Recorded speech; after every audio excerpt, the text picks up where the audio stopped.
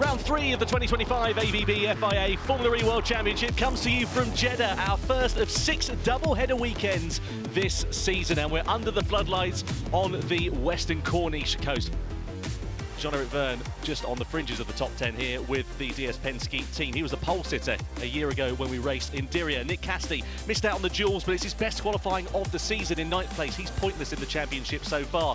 Dan Ticktum, his first duel appearance since last year, and then the previous Saudi pole sitter, Jake Hughes, lines up alongside him, the number 55, his first top 10 starts for the Maserati MSG team. Nick de Vries, Mahindra's best qualifying of the season, aiming for a 3rd consecutive points finish, is the Dutchman under the floodlights here tonight. Then next up is Mitch Evans, 5th on the grid for a 2nd consecutive race in the Jaguar TCS racing car. 4th on the grid here for Taylor Barnard, his first dual appearance and top 10 start for McLaren. Oliver Rowland, he won from 3rd on the grid a month ago in Mexico. Can he repeat that feat here tonight in Jeddah? The front row, a first ever German front row, is comprised of the former champion, the reigning world champion of Pascal Wehrlein, and then Maximilian Günther, his first pole position since Jakarta 2023. 5 red lights about to come on then, a double header in Jeddah.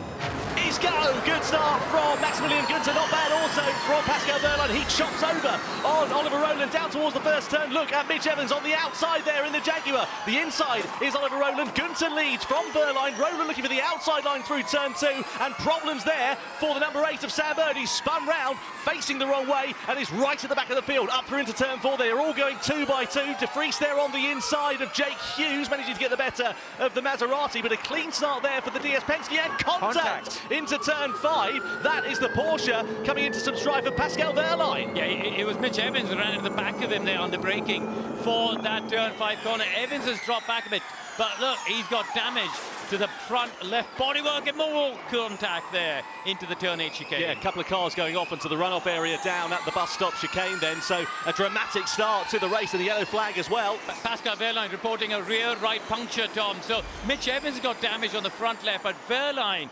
another title contender, reporting a rear left puncture. Let's have a look at this replay here. So this was the start. Evans on the outside here, just going side by side there with Rowland. It bottlenecks up into turn 2. That's where Bird gets spun around at the back as well. He manages to get going, but it's further up ahead. This is where it all kicks off. So he just plants himself into the back of Wehrlein. Wehrlein goes off with the puncher, but I wonder if there was secondary contact down at turn 8 there for Mitch Evans, because that front wing damage wasn't caused by that instant there with, so he plants it into the back of de Vries as well. Let's have a look and see what happened here to Nico Müller. So he's right behind Wehrlein. This is where, look, he's just catapulted over the back of De Costa.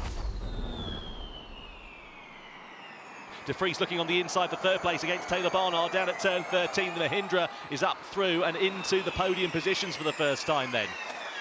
This is where he needs to play it cool, because once it starts getting busy, he's getting another bit of contact. Yeah, crunch of carbon fibre, it becomes a bit of a traffic jam.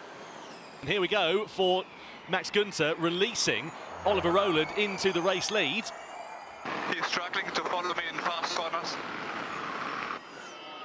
And here we go then. Here we go, Günther and de Vries are in. So now we need to watch out for these two cars, where they come out relative to Hughes and Barnard. They were in the race together. Let's remember, Günther was running 2nd, de Vries was running 3rd.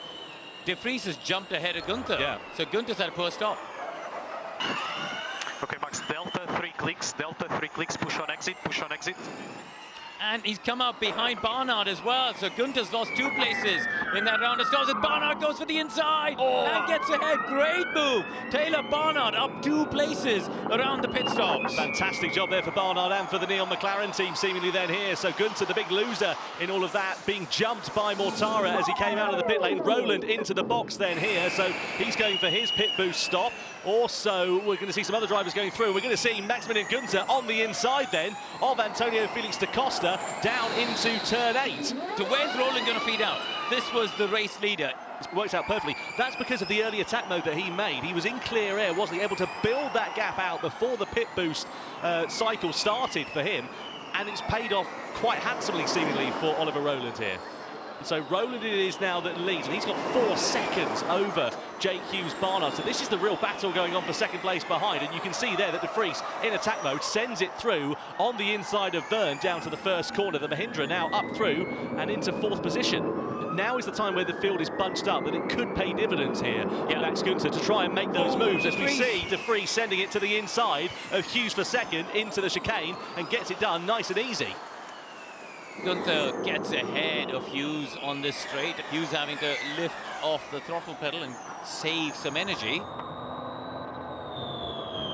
Look at that, Günther straight through on Nick De Vries down in towards turn 8. So the German driver is now ahead of the Dutchman. Less than 1 second now between the leaders. And Rowland will be trying to defend as hard as he possibly can here, but is it all going to be in vain, because Günther is going for the sweeping line around the outside. Is he going to make it stick into the bus stop? No, not quite through there. We'll live to fight another day with Oliver Rowland in the lead, but he's a man under pressure, and it seems to be a case of when and not if we're going to see Max Günther attacking for the race lead against the Briton here. 3 drivers potentially battling for the lead on the final lap. Rowland, Günther, and now Taylor Barnard. 3 different drivers, 3 different manufacturers and teams. This is going to be absolutely thrilling to the end of this one. Here comes Günther, looking at the outside, into the bus stop chicane, tries to switch it back, but Rowland's got the line covered again. And we're taking any opportunities. Only 2 chicanes to go, Tom. This is absolutely critical there for Oliver Rowland, so he's counting down the energy. Look at the graphic on the left-hand side of your screen, and this is going to be absolutely nose-to-tail action between 4 drivers for the victory in this run. Is Max Günther going to go for the lunge on the outside against Oliver Rowland? He does, and Günther goes through and into the lead at the final couple of corners of this race. Out of it now, the DS Penske driver wins here in Jeddah. It's Max Günther on top from Oliver Rowland, Taylor Barnard and Nick De Vries. What a grandstand finish we've had here in Jeddah.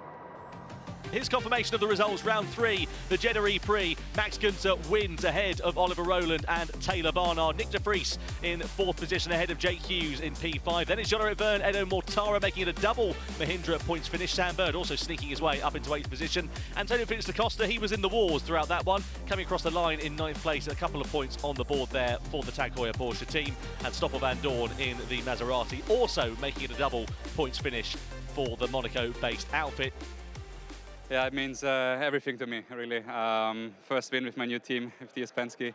Was a lot of hard work. I think, yeah, race, obviously, amazing outcome for us.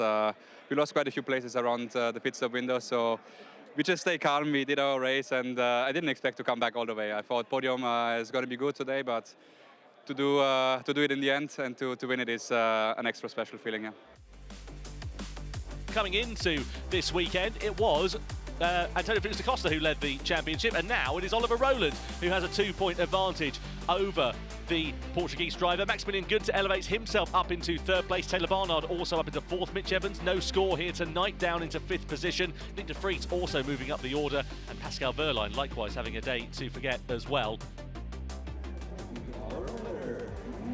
Now the winner's trophy to be presented by His Excellence Bader Al-Qaidi, the Vice Minister of Sports.